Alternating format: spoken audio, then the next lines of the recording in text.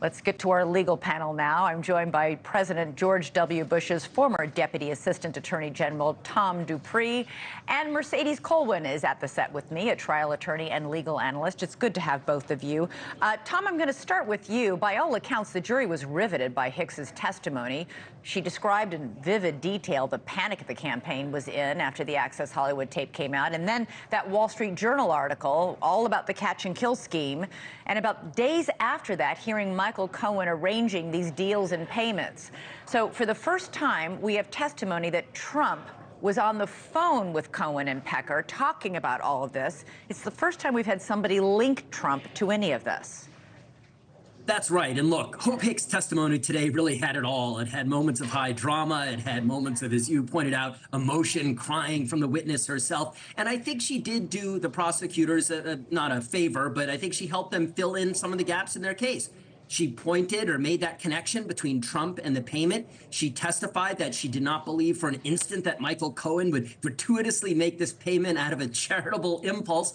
But at the same time, she clearly has some loyalty to Trump. She talked a lot about how she enjoyed serving for him. Obviously, the emotions that overcame her when she was on the stand, I think, attest to that. And she also talked about how Trump was worried about the Stormy Daniels story coming out, not so much for the political ramifications, but for the effect that it could have on Melania. All of those are themes and points that I suspect the defense will pick up and make use of when it comes time to present their closing argument to this jury. Yeah, Mercedes, I heard one analyst say she helped both the prosecution and the defense. She went into some detail and told a story about how after the Wall Street Journal reported about these catch and kill payments and these alleged affairs that he was having with two different women while he was married to Melania, he asked her to make sure that the morning newspapers weren't delivered to the residence. Exactly, and it really was threading the needle because he needed to put everything in terms of the timeline. We know the Access Hollywood tape and the Stormy Daniels issue and the Kate McDonald issue all came into being at around the same time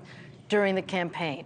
But what was interesting, it was during the cross-examination when the defense attorney looked to her and said, what does Donald Trump think of his relationship with Melania Trump? Does he care about what her feelings and what she thinks about? Of course.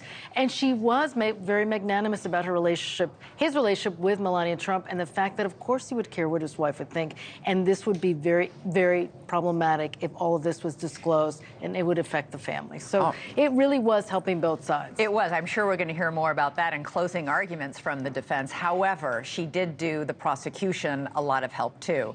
She talked about the pandemonium and panic in the Trump campaign when the Access Hollywood tape came out, and then the incredible stress that everybody was under when they got wind that the Wall Street Journal was about to do this huge article detailing the catch and kill payments to Stormy Daniels and the alleged affair with Karen McDougal. That's very problematic for Donald Trump because it's all about what was the intent behind those payments. If the intent was to cover up and make sure that his family life remained intact, great. Well, guess what? The defense will win. But if it's about election and his campaign and voters, whether or not they would be turned off by this type of story, of course, that would be very problematic for him. And the prosecution then wins at trial. Yeah, Tom, this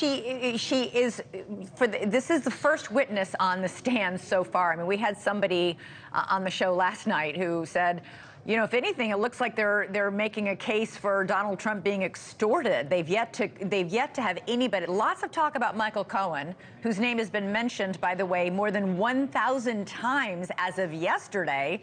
We had another couple dozen mentions today. Lots of talk about Michael Cohen's activities to catch and kill these payments and pay off these women. Today was the very first time we heard on the stand that Trump was involved in this and that Trump was paying, as she put it, very close attention to his press. Right. And I think one key thing Hope Hicks does for the prosecution is she really helps the prosecutors show the jury what life looked at from the perspective of the Trump campaign in 2016. You know, it was 8 years ago. And I think a lot of people probably have either forgotten about the Access Hollywood tape or don't quite grasp just what a calamitous event it was for people within the campaign. And does this mean he has to drop out? What are we going to do? And so hearing Hope Hicks, who is at the center of all of that, testify and give a firsthand firsthand witness account of what it was like and what people were thinking and what Donald Trump wanted to do in response, I think is all helpful for the prosecutors to really put the jury in their seats and understand what the world looked like in 2016. Thanks so much for watching. Go to joinnn.com to find NewsNation on your television provider. And don't forget to click the red subscribe button below to get more of NewsNation's fact-driven, unbiased coverage.